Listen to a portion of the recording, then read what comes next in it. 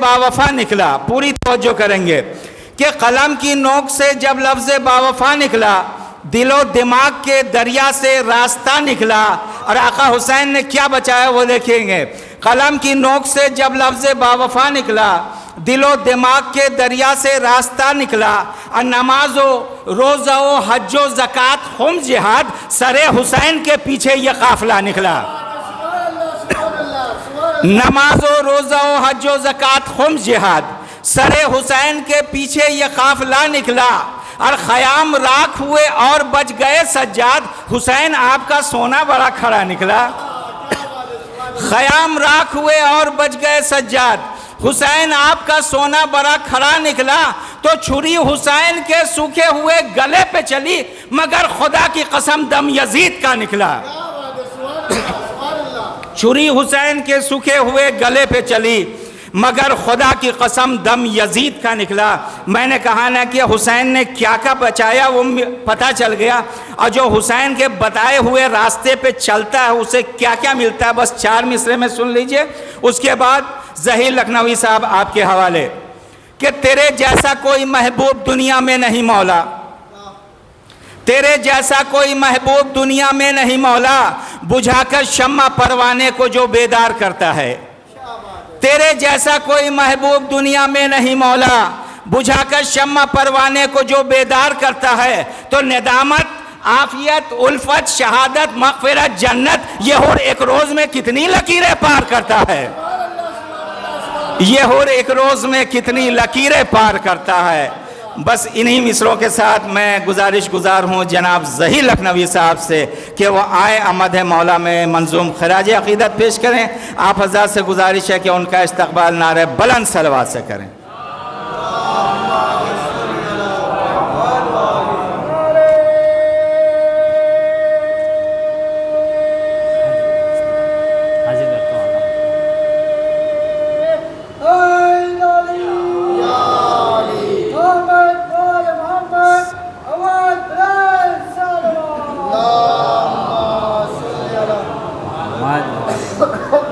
حاضر کرتا ہوں، دیکھیے گا کہ امام ذروں کو عالی مقام کرتے ہیں، کہ امام ذروں کو عالی مقام کرتے ہیں، وہ ایک پل میں علیہ السلام کرتے ہیں۔ کہ امام ذروں کو عالی مقام کرتے ہیں، وہ ایک پل میں علیہ السلام کرتے ہیں۔ نکل کے شیر نے قالین سے کیا ثابت، کہ نکل کے شیر نے قالین سے کیا ثابت، جو کوئی کر نہ سکے وہ امام کرتے ہیں۔ کہ نکل کے شیر نے قالین سے کیا ثابت، جو کوئی کر نہ سکے وہ امام کرتے ہیں۔ سنبھل کے بات کرو 8ویں محمد سے، کہ سنبھل کے بات کرو 8ویں محمد سے، یہ اذن دے دے تو پتھر کلام کرتے ہیں۔ کہ سنبھل کے بات کرو 8ویں محمد سے، یہ اذن دے دے تو پتھر کلام کرتے ہیں۔ طلاق دے کے جہاں کو غلام مولا کے، کہ طلاق دے کے جہاں کو غلام مولا کے، امام راضی ہوں جس سے وہ کام کرتے ہیں۔ کہ امام راضی ہوں جس سے وہ کام کرتے ہیں۔ عطا کیا ہے جنہیں خم کی شاہزادی نے، کہ عطا کیا ہے جنہیں خم کی شاہزادی نے، رضا کا ذکر وہی صبح و شام کرتے ہیں۔ کہ رضا کا ذکر وہی صبح و شام کرتے ہیں۔ سکنوران ہیں ہم، عاشق رضا ہیں ہم، کہ سکنوران ہیں ہم، عاشق رضا ہیں ہم، ادب سے ہم کو فرشتے سلام کرتے ہیں۔ کہ ادب سے ہم کو فرشتے سلام کرتے ہیں۔ اسی لیے تو چمکتے ہیں جھلملاتے ہیں، کہ اسی لیے تو چمکتے ہیں جھلملاتے ہیں۔ ثنا رضا کی ستارے تمام کرتے ہیں، کہ ثنا رضا کی ستارے تمام کرتے ہیں۔ وہی تو بنتے ہیں دنیا میں میثم و مقداد، کہ وہی تو بنتے ہیں دنیا میں میثم و مقداد، جو اپنی زندگی مولا کے نام کرتے ہیں، جو اپنی زندگی مولا کے نام کرتے ہیں۔ خلوص دل سے جو کرتے ہیں مدح مولا کی، کہ خلوص دل سے جو کرتے ہیں مدح مولا کی وہ آخرت کے لیے انتظام کرتے ہیں، وہ آخرت کے لیے انتظام کرتے ہیں۔ زمانہ جان لے مجھ کو رضا کا نوکر ہوں، کہ زمانہ جان لے مجھ کو رضا کا نوکر ہوں، فلک نشیں بھی میرا احترام کرتے ہیں، کہ فلک نشیں بھی میرا احترام کرتے ہیں، کہ ظہیر ان کا مقدر حسین ہوتا ہے، رضا کے جشن کا جو اہتمام کرتے ہیں۔ پر محمد والے محمد صلی اللہ علیہ وسلم۔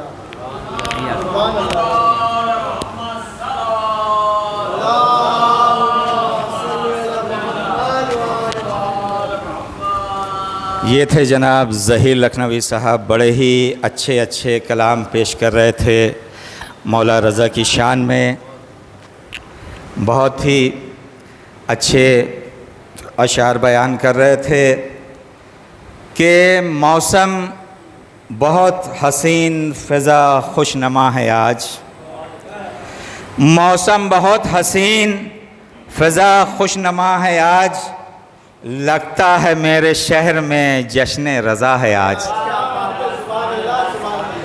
موسم بہت حسین فضا خوش نما ہے آج، لگتا ہے میرے شہر میں جشن رضا ہے آج، اور پھیلی ہوئی ہے ذکر رضا کی حسین دھوپ، نسلی عداوتوں کا بدن جل رہا ہے آج، نسلی عداوتوں کا بدن جل رہا ہے آج، اور دفتر کھلے ہوئے ہیں ثنائے امام کے، اب باطل کے درسگاہ میں تالا پڑا ہے آج، باطل کے درسگاہ میں تالا پڑا ہے آج۔ انہی مصروں کے ساتھ میں جناب عاطف صاحب سے گزارش کروں گا کہ وہ آئیں اور مدح مولا میں منظوم خراج عقیدت پیش کریں۔ آپ حضرات سے گزارش ہے کہ ان کا استقبال نعرہ بلند صلوات سے کریں۔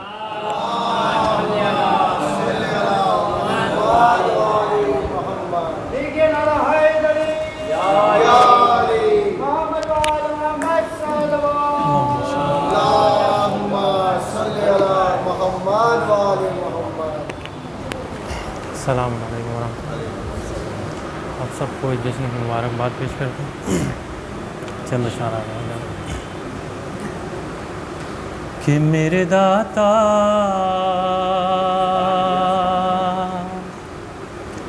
میرے سلطان میرے مولا رضا،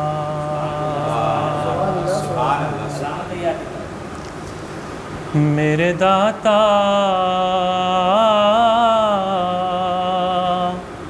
میرے سلطان میرے مولا رضا، میرا قبلہ میرا قبلہ میرا قبلہ میرا قرآن میرے مولا رضا،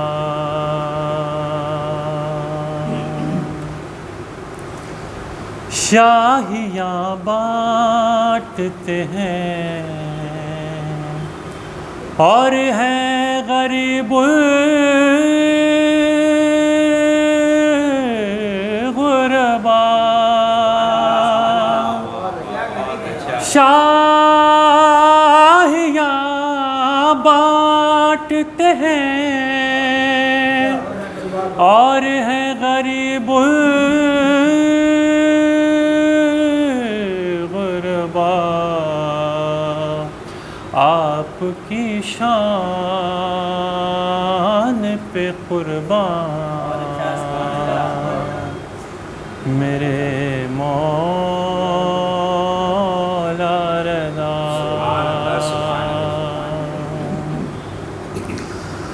خلد ملنا مجھے مشکل تھا،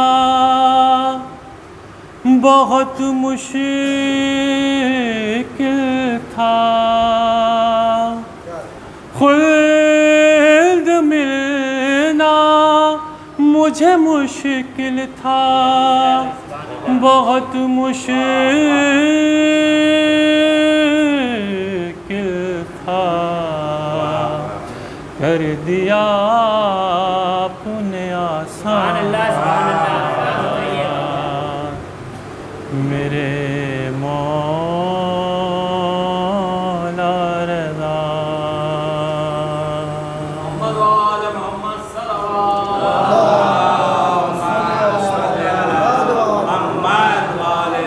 اور جس کو دنیا میں ہو دیدار ملک کی حسرت، جس کو دنیا میں ہو دیدار ملک کی حسرت، دیکھ لے آپ کے دربار میرے مولا رضا، اور آپ کے در سے کئی بار بھکاری بن کر روٹیاں لے گئے رضوان میرے مولا رضا، اور مشکلیں ہو گئی مرحوم یہ جب میں نے کہا المدد شاہ خراسان میرے مولا رضا، اور واسطہ جب دیا معصوم قم کا میں نے، ہو گئے اور مہربان میرے مولا رضا،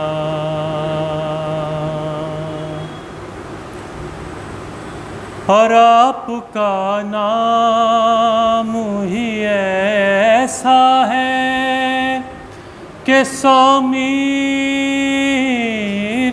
حسن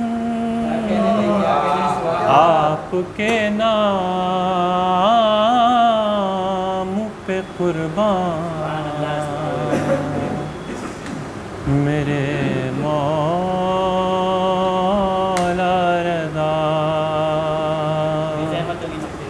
آپ کا نام ہی ایسا ہے کہ سومیر حسن آپ کے نام پہ قربان میرے مولا رضا، میرے مولا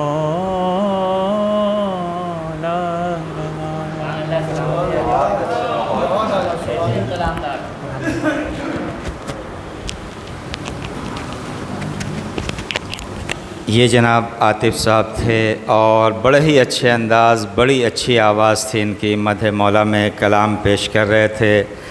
اب آپ کے سامنے بڑے ہی اچھے آواز والے مدح خواں کو آپ کے سامنے پیش کروں گا کہ شعور و ارتقاء و آگہی کی بات کرو، شعور و ارتقاء و آگہی کی بات کرو، جہاں رہو وہیں دانشوری کی بات کرو، جہاں رہو وہیں دانشوری کی بات کرو، یہ ہم نہیں یہ رسول انعام کہتے ہیں، اندھیرا بڑھنے لگے تو علی کی بات کرو، یہ ہم نہیں، یہ رسول انام کہتے ہیں اندھیرا بڑھنے لگے تو علی کی بات کرو۔ دیکھیں گے مولانا کہ اس شہر میں ممبئی میں ہر لوگ کہیں کہیں سے بھی آتے ہیں، کوئی یو پی سے آئے، کوئی بہار سے آئے، کوئی کلکتہ سے آئے، کوئی بنگال سے آئے، سب لوگ روزی روٹی کی خاطر آتے ہیں۔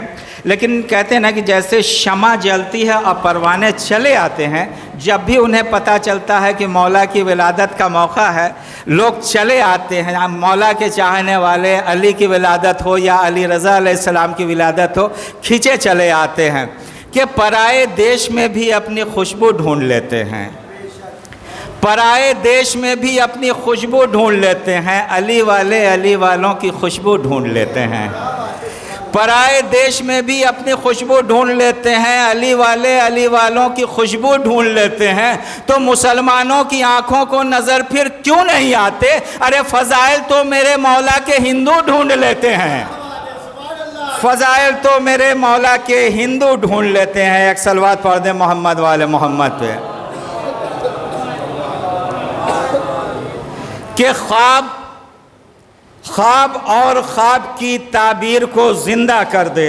4 مصرے اس کے بعد حسن محمد صاحب آپ کے حوالے کہ خواب اور خواب کی تعبیر کو زندہ کر دیں، ایک تدبیر سے تقدیر کو زندہ کر دیں، خواب اور خواب کی تعبیر کو زندہ کر دیں، ایک تدبیر سے تقدیر کو زندہ کر دیں۔ اور اب بھی کہتا ہے زمانے سے وہ قالین کا شعر، اور یہ تو وہ ہیں جو کہ تصویر کو زندہ کر دیں، یہ تو وہ ہیں جو کہ تصویر کو زندہ کر دیں۔ انہی مصروں کے ساتھ میں بڑے ہی ادب و احترام کے ساتھ حسن محمد صاحب سے گزارش کروں گا کہ وہ آئیں اور مدح مولا میں منظوم خراج عقیدت پیش کریں۔ آپ حضرات سے گزارش ہے کہ ان کا استقبال نعرہ بلند صلوات سے کریں۔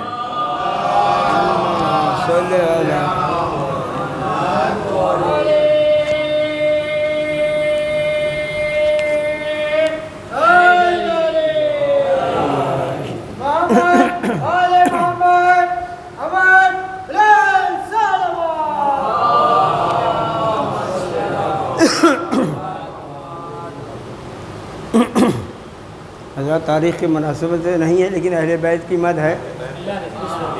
نعرہ صلوات۔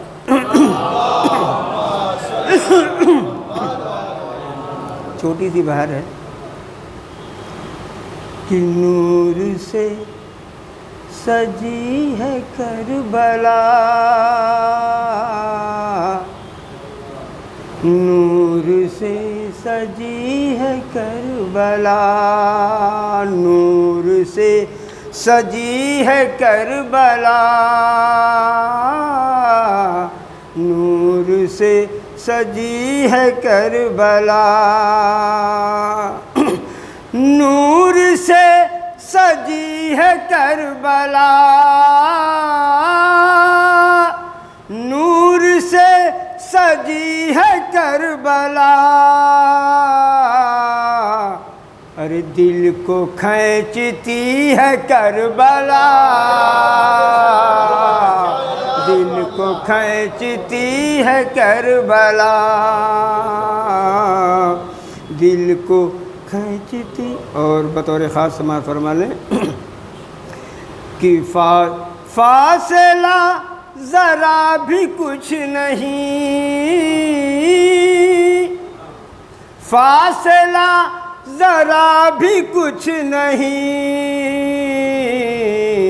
خلد سے ملی ہے کربلا، خلد سے ملی ہے کربلا، خلد سے ملی ہے کربلا، خلد سے ملی ہے کربلا۔ تو جون کی سیاہی جب ملی، جون کی سیاہی جب ملی، شہ نے تب لکھی ہے کربلا،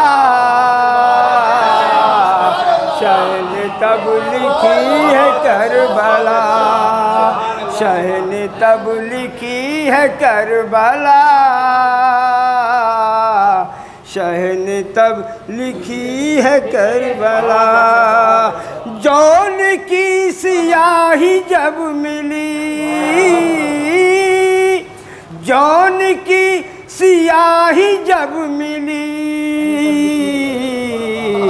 شہ نے تب لکھی ہے کربلا،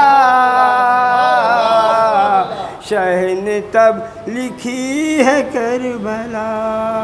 اور بطور خاص سماعت فرما لیں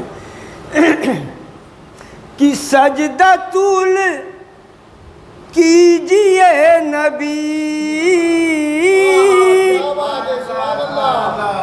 سجدہ طول کیجئے نبی،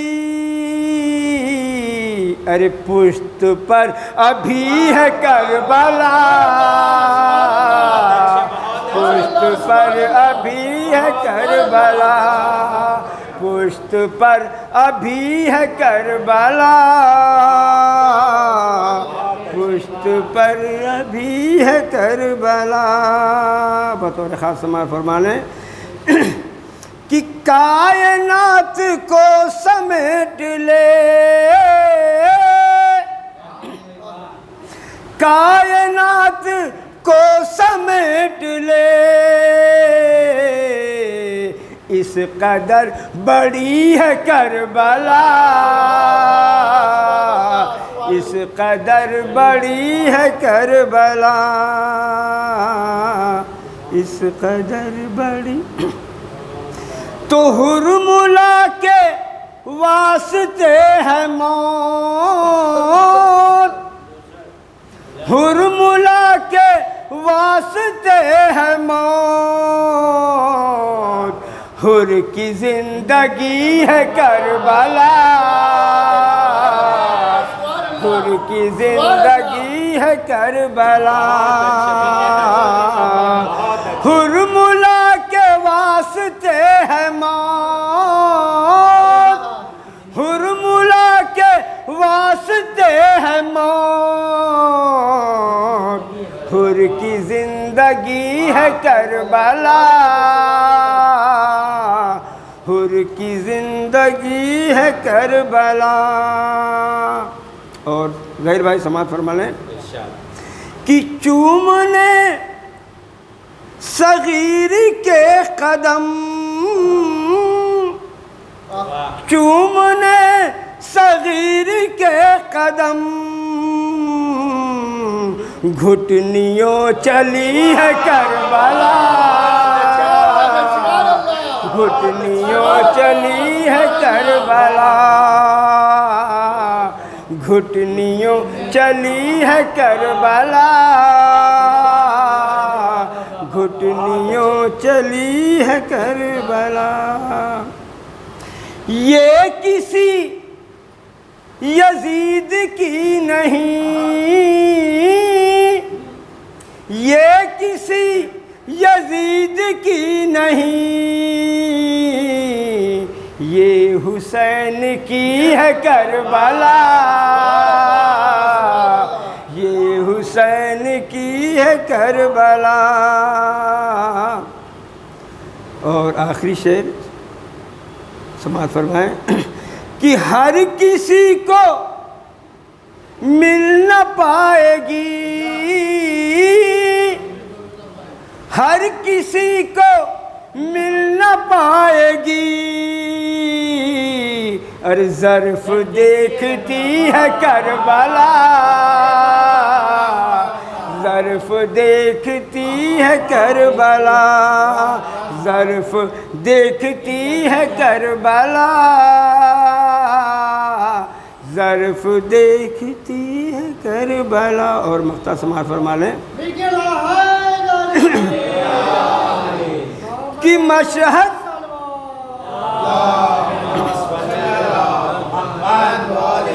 مشہد اب جنا کی فکر کیا، مشہد اب جنا کی فکر کیا، دل میں جب بسی ہے کربلا، دل میں جب کسی ہے کربلا، دل میں جب بسی ہے. نعرہ صلوات.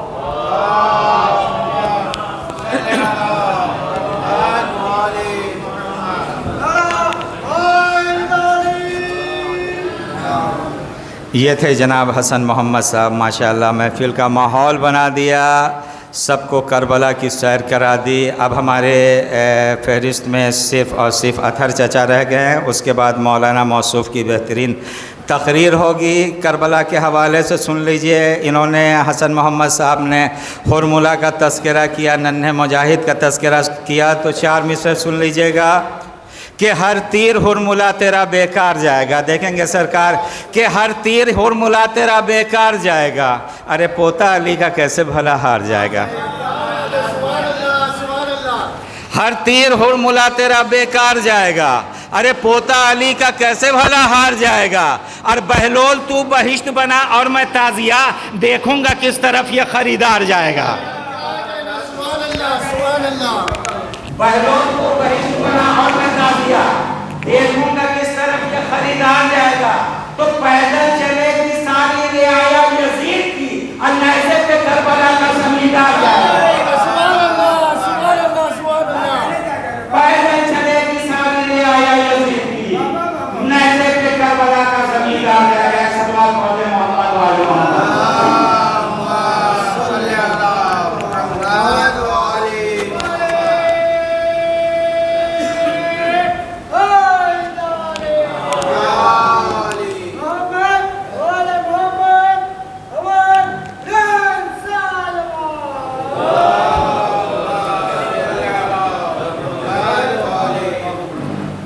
اسی ننھے مجاہد کے حوالے سے ایک بڑا ہی حساس مصرع ہے.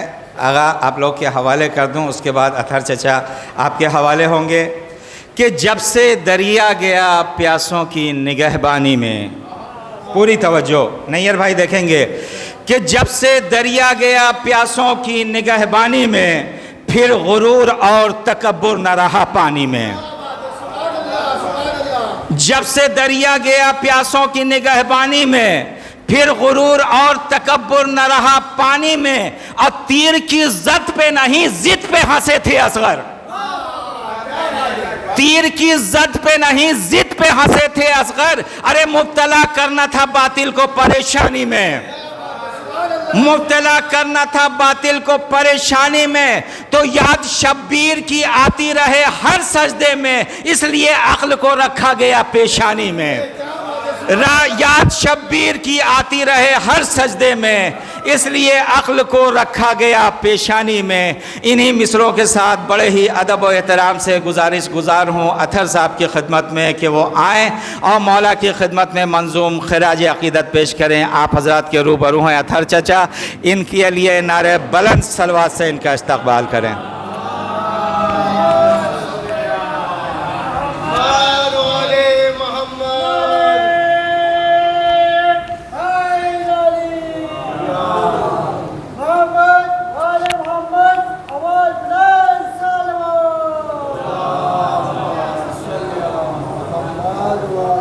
حضرت ابھی تک آپ لوگ شعر سن رہے تھے اور سن رہے تھے، سماعت فرماتے، اب برداشت کرنا پڑے گا. سماعت کریے. اب کیا بتاؤں میں تمہیں کیا کیا رضا کا ہے، اب کیا بتاؤں میں تمہیں کیا کیا رضا کا ہے. المختصر یہ جان لو، المختصر یہ سارا زمانہ رضا کا ہے. المختصر یہ سارا زمانہ رضا کا ہے. اور اس واسطے تلاش ہے شدت سے موت کی، اس واسطے تلاش ہے شدت سے موت کی. آئیں گے میری قبر میں وعدہ رضا کا ہے، آئیں گے میری قبر میں، اس واسطے تلاش ہے شدت سے موت کی. آئیں گے میری قبر میں وعدہ رضا کا ہے. چند شعر اور سماعت فرما لیجیے. وہ اعلیٰ وہ عرفہ وہی محترم ہے، وہ اعلیٰ وہ عرفہ وہی محترم ہے کہ جس پر رضا کی نگاہ کرم ہے. وہ اعلیٰ وہ عرفہ وہی محترم ہے کہ جس پر رضا کی نگاہ کرم ہے. ہوا مجھ کو एहसास मशहद पहुँच कर, हुआ मुझको एहसास मशहद पहुँच कर, खुदा का यहाँ पर नुमाया करम है, खुदा का यहाँ पर नुमाया करम है। जहाँ सतवते शाही दम तोड़ती है, जहाँ सतवते शाही दम तोड़ती है, गरीबुल वतन का वो जाहो हशम है, गरीबुल वतन का वो जाहो हशम है। उसे लालो गौहर कि क्या हो तमन्ना, उसे लालो गौहर कि क्या हो तमन्ना, मुयस्सर जिसे उनकी खाके कदम है, मुयस्सर जिसे उनकी खाके कदम है। फ़ज़ाइल की सरहद हुई ख़त्म जहाँ पर, फ़ज़ाइल की सरहद हुई ख़त्म जहाँ पर, फ़ज़ाइल की सरहद हुई ख़त्म जहाँ पर, वहाँ से इमामत का पहला कदम है, वहाँ से इमामत का पहला कदम है। गया जो है मशहद वही जानता है, गया जो है मशहद वही जानता है, इमाम रज़ा का हरम भी हरम है। मामून का क्या तकाबुल रज़ा से, बहुत अच्छे, है मामून का क्या तकाबुल रज़ा से, वो रमदे बुका हैं ये शहरे अदम है, रमदे बुका हैं ये शहरे अदम है। और हैं ईरान पर नज़रे भाई बहन की, हैं ईरान पर नज़रें भाई बहन की, बस इस बात का ही तो बातिल को गम है। और गदाई यहाँ है बहुत लुत्फ़अंदोज़, गदाई यहाँ है बहुत लुत्फ़अंदोज़, है एक सुनत मशहद तो एक सी तुकुम है, और नहीं पाता उसे क्या करें, है एक सुनत मशहद तो एक सिंध कुम है। आखिरी शेर क्या है इस बात पे शेर कालीन शाहिद है, इस बात पर शेर कालीन शाहिद, सरे कुल फ़क़ा पर सरे कुल फ़क़ा हल तामील खुम है, सरे कुल फ़क़ा निकाले हो जाए, इसको निकाल दो, नहीं निकलता।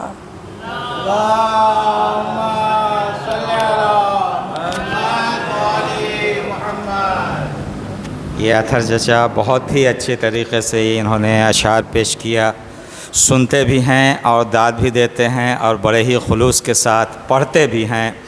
खुदा इनके जज्बे को सलामत रखे, खुदा इन्हें हबीब इब्ने मज़ाहिर का जज्बा अता करे और इन बुज़ुर्गों का साया हमारे सरों पे हमेशा कायम व दायम रहे।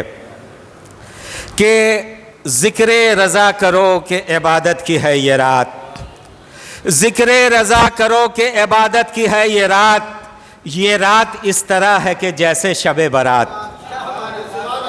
ज़िक्र रज़ा करो कि इबादत की है ये रात इस तरह है कि जैसे शब बारात। अरे मांगो दुआ बनाने को तकदीर आए हैं, अरे महफिल में आज हज़रत शब्बीर आए हैं।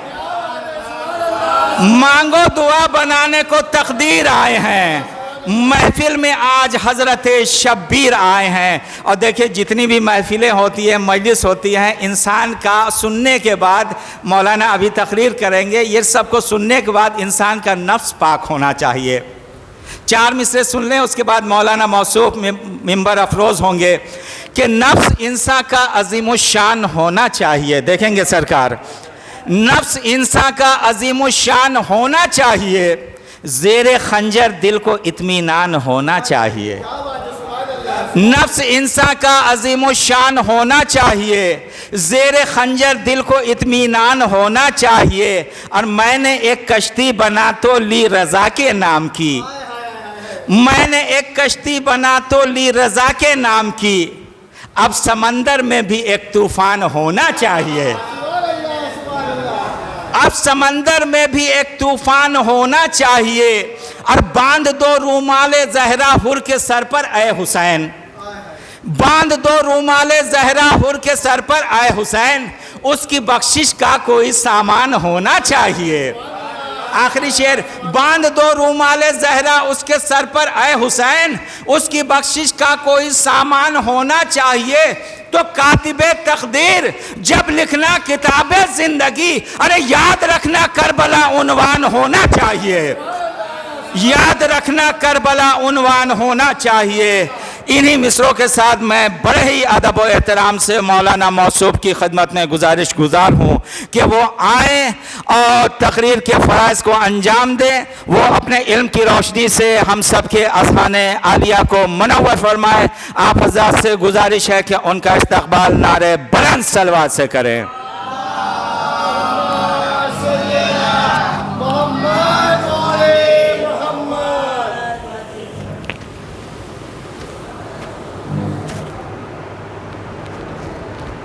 رحم اللہ من قرأ الفاتحہ۔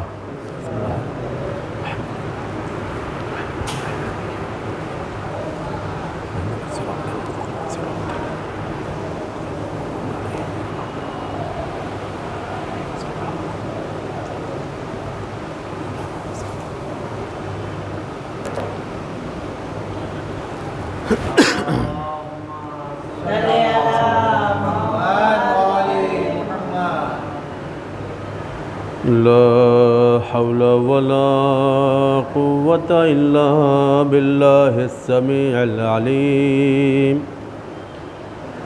حسبنا الله نعم الوكيل، نعم المولى ونعم النصير۔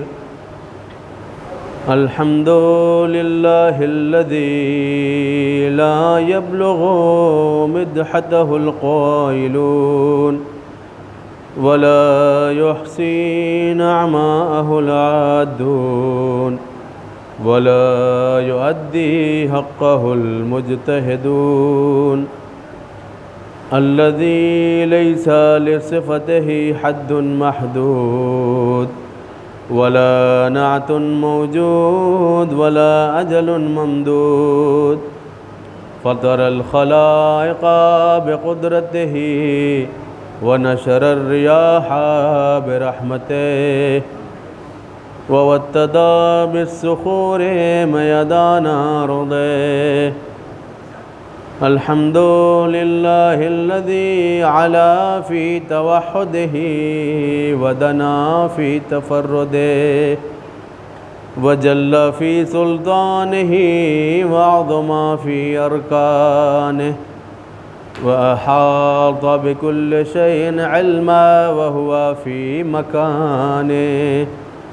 الحمد لله الذي لم يزل ولا يزال، والصلاة والسلام على رسول الثقلين جد الحسن والحسين مولانا أبي القاسم محمد۔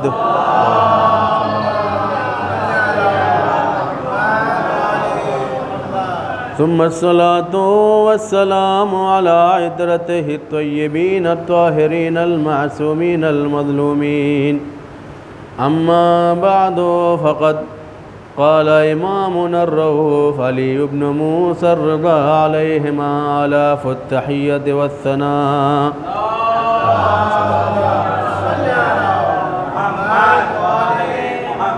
في سلسلة الذهب لا إله إلا الله حسني، فمن دخل حسني من عذابي بشرطها وأنا من شروطها۔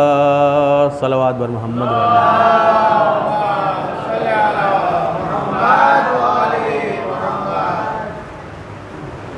حاضرین محفل، آپ حضرات کو ولادت با سعادت شمس الشموس انیس النفوس معین الضعفاء والفقراء یوم الجزاء روز قیامت شیعوں کے فریاد رس امام رؤوف کی ولادت بہت بہت مبارک۔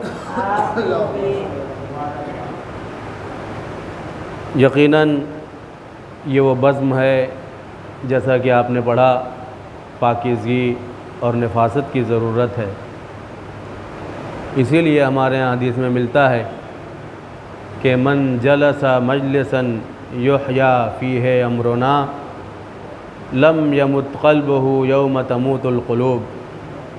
خود امام رضا علیہ السلام کی حدیث ہے۔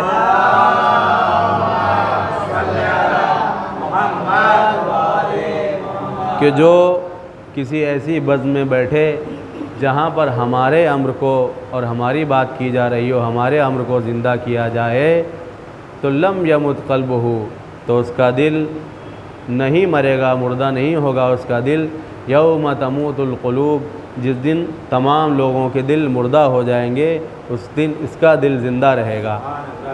اور یقیناً یہ پاکیزہ لوگوں کی بزم ہے، یہاں پر ہر ایک نہیں آ سکتا، اس لیے کہ واقعہ مشہور ہے کہ اتنے برس تک جب امیر المومنین علیہ السلام کی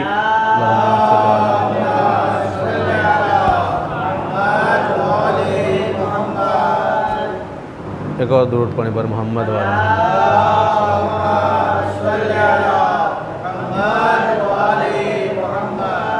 قبر مبارک پوشیدہ رہی، تو واقعہ علماء سے آپ نے سنا ہوگا کہ ہارون رشید ایک بار شکار کے لیے اسی صحرائے نجف میں جاتا ہے اور اپنے شکاری کتوں کو ہرن کے پیچھے چھوڑ دیتا ہے۔ یہ کتے ہرن کا پیچھا کرتے کرتے ایک مقام پہ پہنچتے ہیں جہاں پر پہاڑ ہے۔ اب ہوتا یہ ہے کہ وہ ہرن اس پہاڑی پر چڑھ جاتے ہیں اور یہ کتے پہاڑ سے نیچے کھڑے ہوئے ہیں۔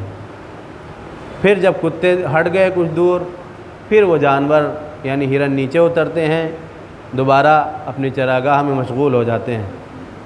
پھر یہ کتے دوڑاتے ہیں، پھر وہ اسی مقام پر جاتے ہیں اور جا کر ٹھہر جاتے ہیں۔ گویا انہیں وہاں جانے کے بعد پناہ محسوس ہو رہی تھی، کوئی خوف محسوس نہیں ہو رہا تھا، لیکن یہ کتے نیچے رکے ہوئے تھے۔ یہ کس بات پر دلالت کرتا ہے؟ بعد میں جب معلوم کیا گیا تو پتہ چلا کہ جس مقام پر ہرن پہنچ کر رک جا رہے ہیں وہ کوئی اور جگہ نہیں، وہاں پر قبر امیر المومنین علیہ السلام۔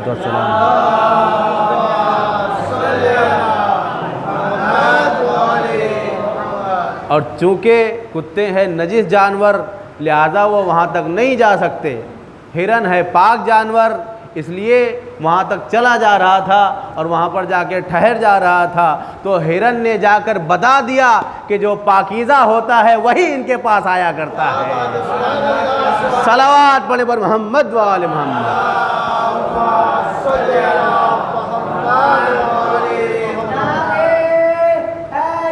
یا علی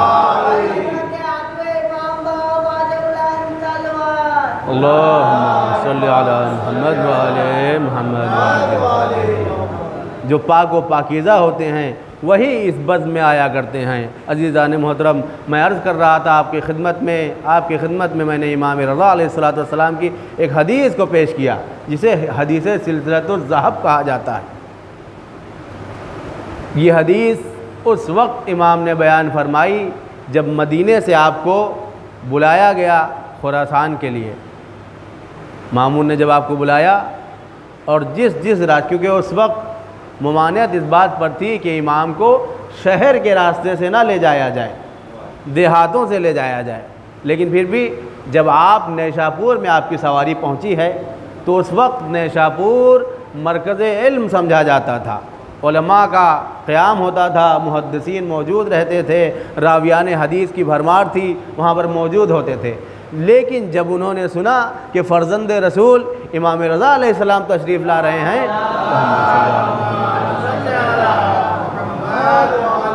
تو ایک مرتبہ اپنے گھروں سے نکل پڑے، اور نکلنے کے بعد تاریخ یہ بتاتی ہے کہ 1-2 لوگ نہیں، 10, 50 اور 100 نہیں، 1000 نہیں، 24,000 محدثین، حدیث لکھنے والے، روایت کرنے والے 24,000 لوگ، اگرچہ وہ شیعہ نہیں تھے سب کے سب، لیکن جب امام کی سواری اس جگہ پر پہنچی ہے تو ایک مرتبہ قلمدانوں سے قلم نکل آئے، کاغذ نکل آئے، تیار ہے سب کہ فرزند رسول کوئی حدیث ہم سے بیان کرے اور ہم اس حدیث کو قلم بند کر لیں۔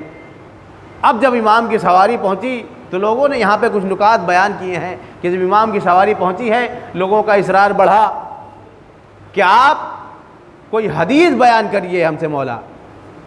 ایک مرتبہ امام نے محمل سے سر نکالا اور نکالنے کے بعد لوگوں کے اصرار پہ فرمایا لا الہ الا اللہ حسنی۔ یہ کس سے سنا میں نے؟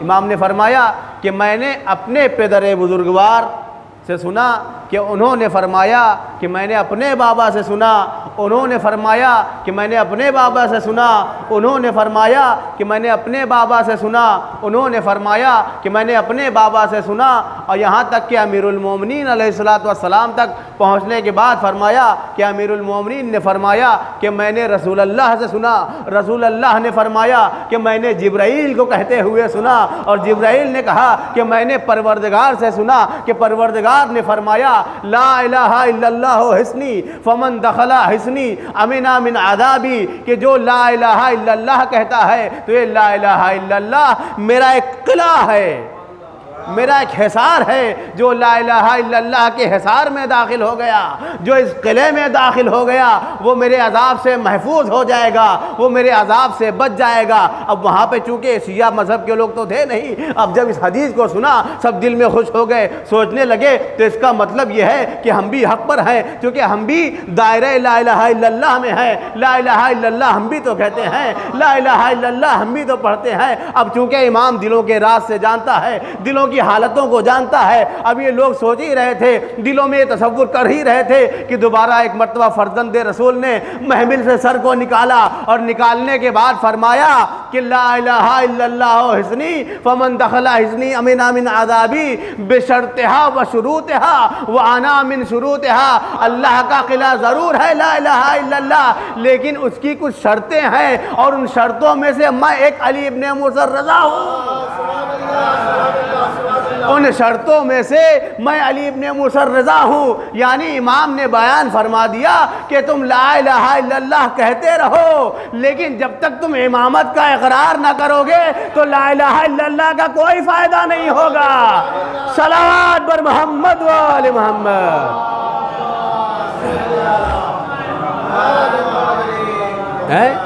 لوگوں نے سوچا کہ امام نے فرما دیا لا الہ الا اللہ حسنی فمن دخل حسنی امنا من عذابی، لا الہ الا اللہ پروردگار نے فرمایا ہے۔ امام کیا فرما رہے ہیں؟ تنہا واحد یہ حدیث ہے کہ جسے سلسلۃ الذہب کہا جاتا ہے۔ کیوں کہا جاتا ہے اس سے سلسلۃ الذہب؟ کیونکہ ذہب کا مطلب ہوتا ہے عربی میں سونا، سونا کہا جاتا ہے، سونے کو ذہب کہا جاتا ہے، اس لیے اسے سلسلۃ الذہب کہا جاتا ہے کیونکہ اس کا سلسلہ سند، اس کا رابطہ ڈائریکٹ معصومین علیہ السلام سے ہے۔ آپ جتنی بھی روایتیں دیکھیں ان میں کہیں نہ کہیں غیر معصوم ضرور ملیں گے۔ راویان سے جو حدیثیں نقل ہو کر آئی ہیں ان سب میں کوئی نہ کوئی راوی موجود ہے، لیکن یہ تنہا وہ حدیث ہے کہ جس میں صرف اور صرف معصومین کا دخل ہے۔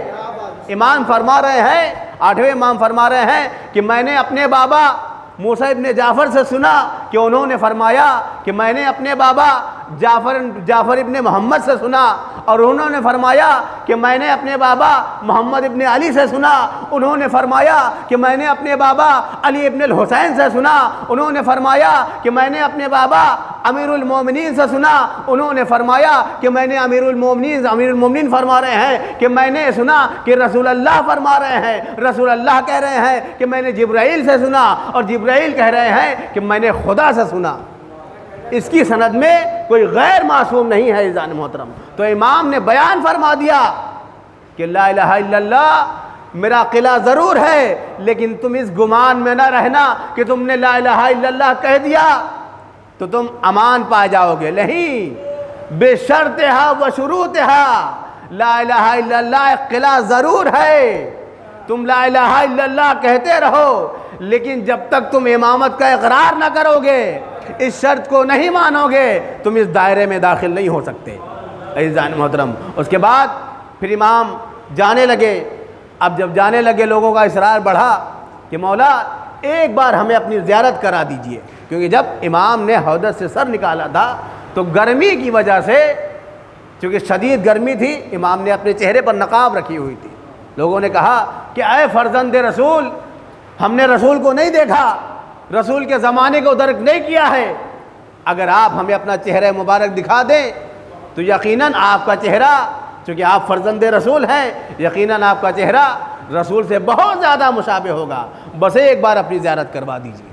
امام نے ایک مرتبہ محمل سے دوبارہ سر نکالا اور اس کے بعد نقاب ہٹائی۔ اب جیسے ہی نقاب ہٹائی لوگوں میں گریہ زاری بلند ہو گیا، تڑپ تڑپ کر رونے لگے، کوئی محمل کو چوم رہا ہے، کوئی امام کے لباس کو چوم رہا ہے، کوئی گڑ گڑا رہا ہے، فریاد کر رہا ہے کہ گویا آج ہم نے رسول اللہ کو دیکھ لیا۔ اس کے بعد جب امام تشریف لاتے ہیں، اور امام کے القاب میں سے ایک لقب ہے عالم آل محمد، آپ کو عالم آل محمد کہا جاتا ہے، یعنی محمد کی آل میں آپ کو عالم کا لقب دیا گیا ہے۔ کیوں؟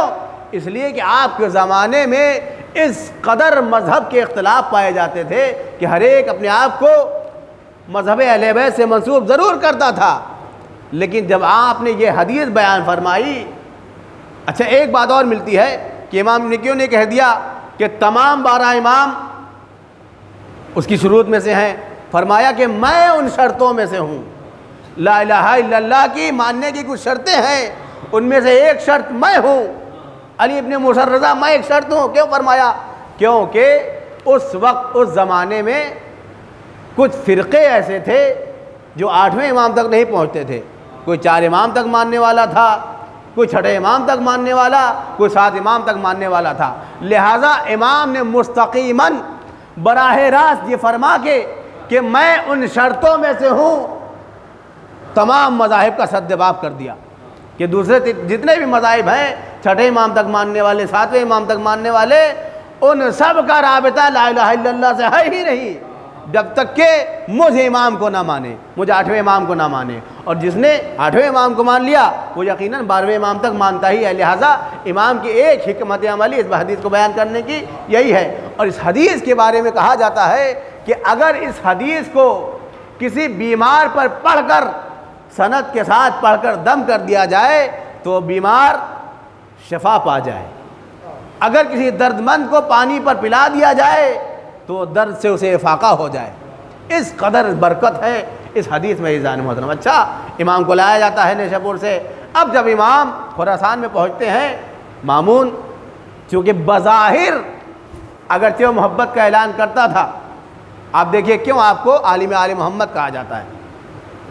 جب امام کو لایا گیا خراسان میں مشہد میں تو ایک مرتبہ اگلے ہی دن مختلف علماء کو ایک مرتبہ مامون جمع کرتا ہے اور کہتا ہے کہ میرے چچا زاد بھائی تشریف لائے ہوئے ہیں اور میں چاہتا ہوں کہ تمہارا ان سے مناظرہ ہو، انہیں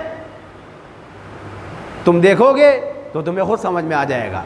حالانکہ اس کا مقصد یہ نہیں ہے کہ امام کی بزرگی کو بیان کرے، یہ چاہتا ہے کہ کوئی نہ کوئی ایسا راستہ نکالے کہ امام کی وہاں پر معاذ اللہ استغفر اللہ شرمندگی ہو۔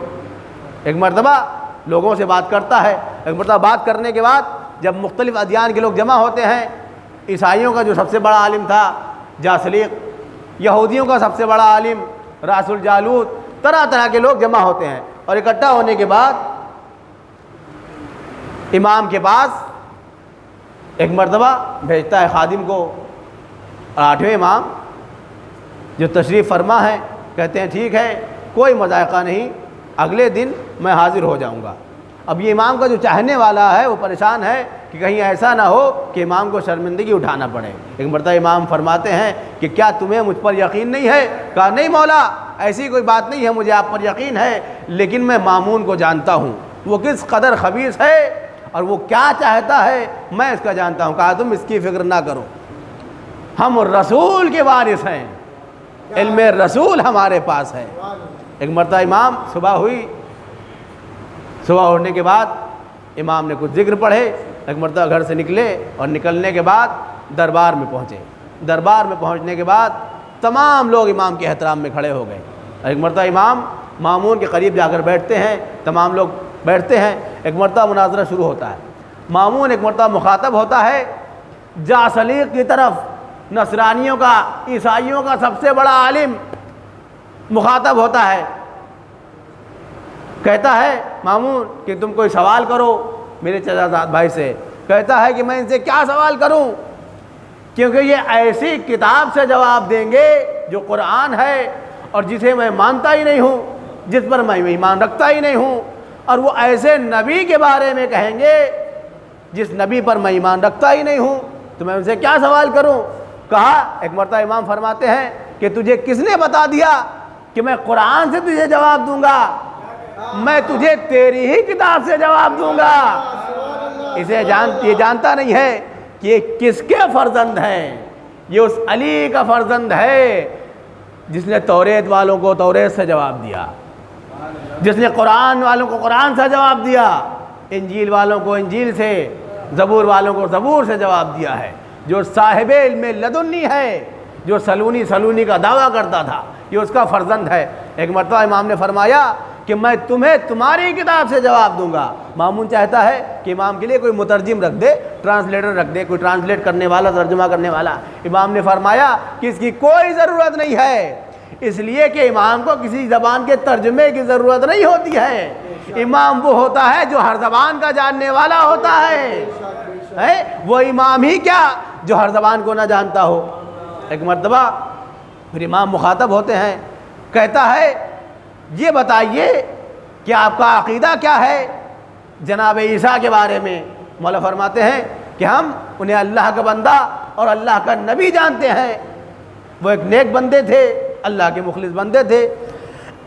ایک مرتبہ کہتا ہے کہ تم نے تو مان لیا لیکن ہم تمہارے نبی کو نہیں مانتے، لیکن ہمارا عقیدہ کچھ اور ہے۔ کہا کیا عقیدہ ہے؟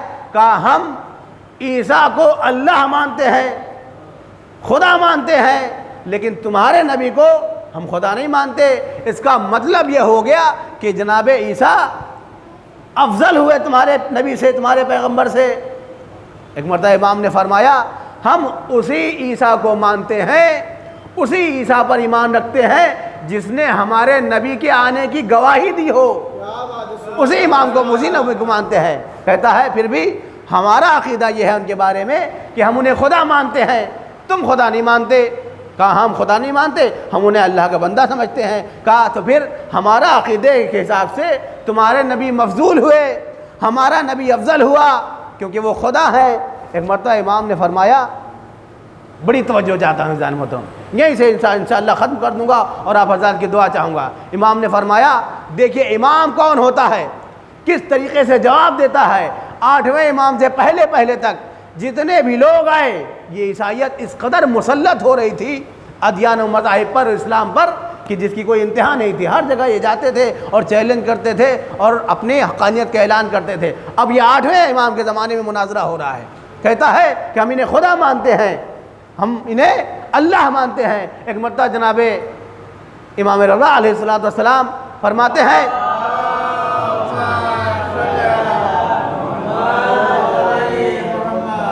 کہ ٹھیک ہے جناب عیسیٰ محترم تھے، اللہ کے مخلص بندے تھے، اپنے زمانے میں افضل تھے سب سے، لیکن ان میں ایک عیب پایا جاتا تھا، ان میں ایک کمی پائی جاتی تھی۔ کہا کیسی کمی؟ کہا کہ وہ اللہ کی عبادت کم کرتے تھے، روزے بہت کم رکھتے تھے۔ اب جاسلیق جو مذہب عیسائی کا سب سے بڑا عالم ہے گھبرا گیا، کھڑا ہو گیا، کہنے لگا ابھی تک میں آپ کو اسلام کا سب سے بڑا عالم سمجھ رہا تھا، لیکن آپ کون سے عالم ہیں جو جناب عیسیٰ کے بارے میں نہیں جانتے، اور آپ کہہ رہے ہیں کہ وہ نمازیں کم پڑھتے تھے، روزے کم رکھتے تھے، حالانکہ ان کے زمانے میں ان سے بڑا کوئی عابد نہیں تھا، ان سے بڑا کوئی روزے دار نہیں تھا، راتوں میں وہ عبادتیں کرتے تھے، صبح تک، دن میں روزہ رکھتے تھے، اور آپ کہہ رہے ہیں کہ وہ عبادت نہیں کرتے تھے، وہ روزہ نہیں رکھتے تھے۔ ایک مرتبہ امام فرماتے ہیں کیا کہا کہ وہ رات میں عبادت کرتے تھے، دن میں روزہ رکھتے تھے۔ اگر وہ عبادت کرتے تھے تو کس کے لیے عبادت کرتے تھے؟ روزہ رکھتے تھے تو کس کے لیے روزہ رکھتے تھے؟ اگر وہ خدا تھے تو کس کے آگے سجدہ کرتے تھے؟ یا تو مانو کہ وہ سجدہ نہیں کرتے تھے، اور اگر سجدہ کرتے تو یہ مانو کہ وہ بندے تھے، اللہ کے خدا نہیں تھے۔ صلوات پر محمد و آل محمد۔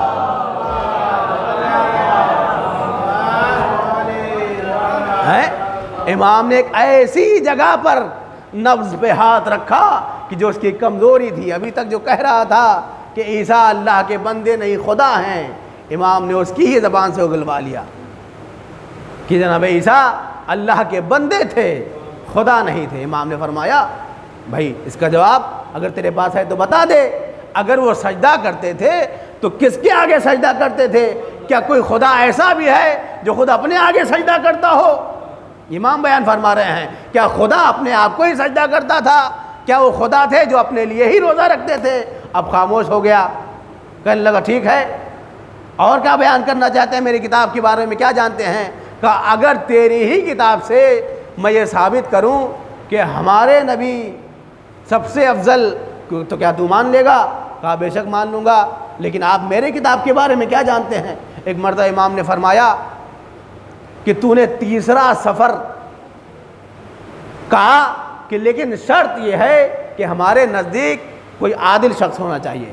کہا اچھا یہ بتا یوحنا جو تمہارے نزدیک سب سے بڑا عادل شخص ہے اسے تو مانتے ہو نا؟ کہا ہاں یقیناً اس سے بڑا عادل کوئی نہیں ہے، اور اس کی ایک انجیل پائی جاتی ہے، اس نے بھی وہ انجیل لکھی ہے، لہذا سب سے بڑا عادل اس سے معتبر ہمارے پاس ہے ہی نہیں۔ کہا یوحنا کی انجیل تم نے پڑھی ہے؟ کہا ہاں پڑھی ہے۔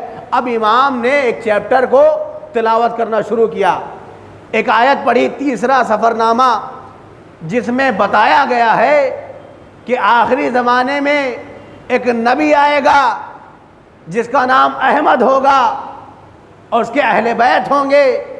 ایک مرتبہ گھبرا جاتا ہے، کھڑا ہو جاتا ہے، کہا آپ نے تو ایسے پڑھا اور اس آیت کو بیان کیا کہ جیسے لگتا ہے کہ میں نے ابھی تک انجیل پڑھا ہی نہیں تھا۔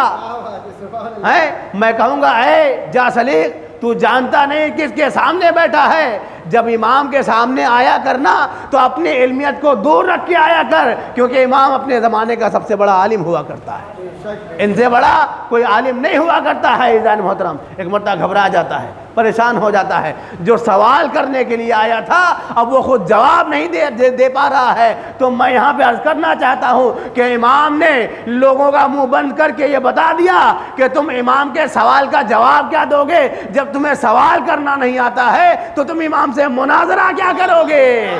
صلوات پر محمد و آل محمد۔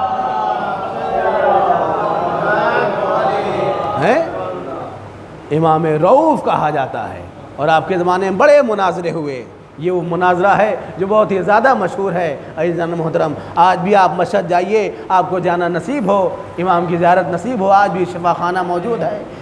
امام کی خاصیت میں سے ہے جب بھی کوئی زائر آپ کے حرم میں جاتا ہے تو امام کی حدیث ہے کہ جب بھی کوئی جاتا ہے کتنا بھی غمزدہ کیوں نہ ہو، جب وہ واپس پلٹتا ہے تو خوشحال، سارے غم دور ہو جاتے ہیں۔ اور امام کا وعدہ ہے عزیزان محترم کہ جو میری زیارت کے لیے ایک بار آئے گا تو میں 3 جگہ اس کی مدد کے لیے آؤں گا۔ عند تطایر الکتب، جب حساب کتاب ہو رہا ہوگا، عند المیزان، میزان کے وقت آؤں گا جب حساب کو تولا جائے گا، تو عند الصراط، اور صراط پر سے جب گزرے گا اس وقت جو خطرناک ترین مقام ہے، امام فرماتے ہیں میں اپنے شیعوں کی مدد کے لیے آؤں گا۔ لہذا جتنا بھی ممکن ہو زندگی میں ایک بار کم سے کم امام کی زیارت پہ ضرور جائیں، اس لیے کہ وہ امام ہے جو ہمیں کبھی، یہ خانواد کرم ہے عزیزان محترم، اگر آپ نے ان کے آگے لیے 1 قدم بڑھایا ہے تو یہ آپ کے لیے 10 قدم بڑھائیں گے، ان سے مانگیے تو صحیح۔ امام کسی کو خالی ہاتھ واپس نہیں لوٹاتے ہیں عزیزان محترم۔ آپ نے دیکھا ہوگا امام رضا علیہ السلام کے حرم میں روز کوئی نہ کوئی معجزہ ہوتا ہے، اس لیے کہ حدیث ہے پیغمبر اسلام سے کہ ستدفن بضعۃ منی بین جبلی طوس، طوس کے 2 پہاڑوں کے درمیان میں میرا ایک جگر کا ٹکڑا دفن ہوگا کہ جس کا مزار، جس کا روضہ اس کے چاہنے والوں سے کبھی خالی نہیں ہوگا۔ احادیث میں صرف 2 شخصیتیں ایسی ہیں جسے پیغمبر اسلام کا جز اور ٹکڑا کہا گیا ہے، ایک یا تو فاطمہ زہرا سلام اللہ علیہا ہیں، دوسرے امام رضا علیہ السلام ہیں جنہیں رسول کا ٹکڑا کہا گیا ہے عزیزان محترم۔ اور امام دلوں کے باتوں کو جانتا ہے، ایسا نہیں ہے کہ صرف امام زندگی میں ہمارے دلوں کی بات جانتے ہیں، نہیں، شہادت کے بعد بھی وہ اسی طریقے سے ہمارے دلوں سے واقف ہیں، ہمارے دلوں کے رازوں کو جانتے ہیں۔ جناب شیخ طوسی علیہ الرحمہ نقل فرماتے ہیں کہ 2 شخص بلخ سے، بسی واقعہ اور آپ کی زحمت تمام کرتا ہوں کہ دیکھیے کہ کسی بھی زمانے میں آپ امام سے توسل کریے تو اس کا نتیجہ ضرور ملے گا۔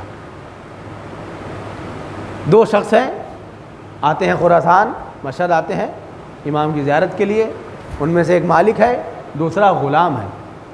آتے ہیں زیارت کے لیے امام رضا علیہ السلام کی، مشہد جب پہنچے ایک مرتبہ زیارت کی، زیارت سے جب فارغ ہو گئے، فارغ ہونے کے بعد اب یہ جو مالک تھا اپنے غلام کو بلاتا ہے، اور بلانے کے بعد کہتا ہے کہ میں نے تیرے لیے کچھ چیزیں سوچی ہیں، میں تجھ پر کچھ احسان کرنا چاہ رہا ہوں۔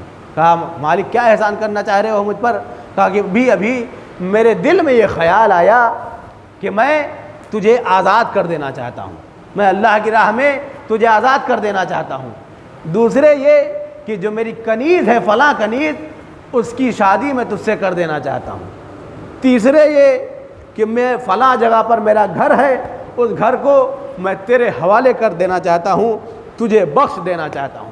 اب جیسے ہی غلام نے ان باتوں کو سنا مالک کی زبان سے، تڑپ تڑپ کے رونے لگا، گریہ کرنے لگا۔ کہا اس میں رونے کی وجہ کیا ہے؟ کیا مجھ سے کوئی غلطی ہو گئی؟ کیا میں نے کوئی غلط بات کہہ دی؟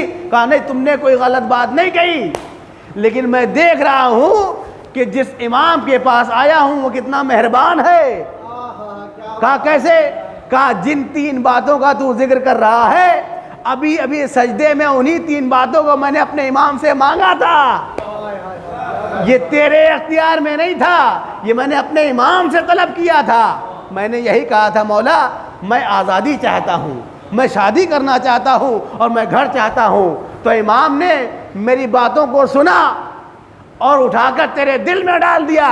تو یہاں سے معلوم پڑتا ہے عزیزان محترم کہ امام وہ ہوتا ہے جو صرف آپ کے دل کی باتوں کو نہیں جانتا ہے، بلکہ دل کی باتوں کو نکال کر دوسرے کے دل میں ڈالنا بھی جانتا ہے۔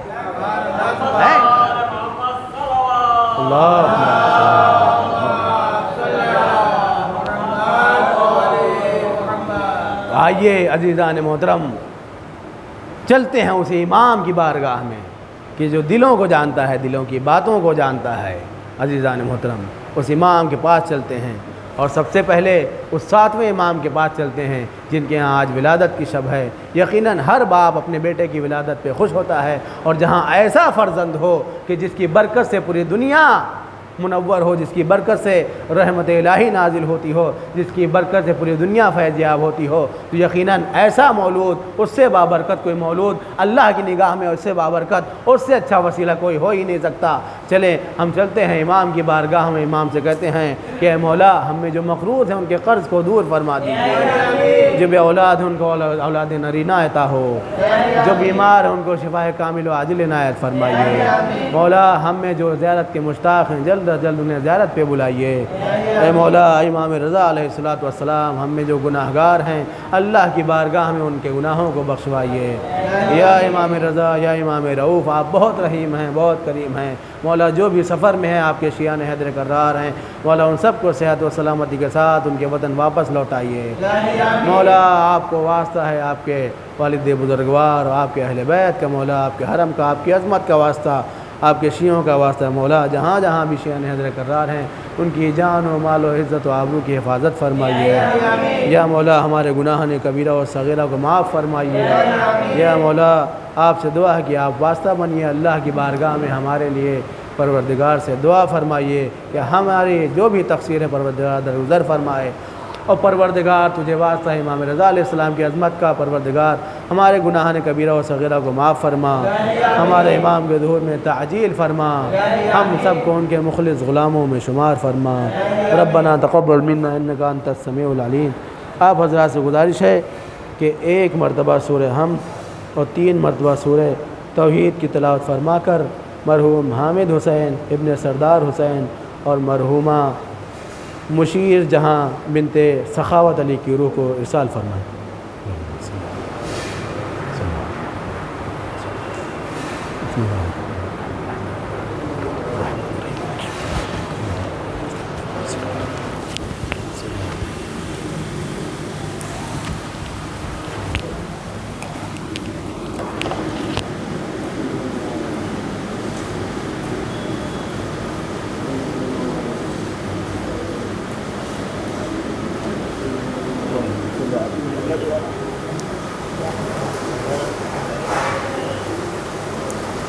السلام علیکم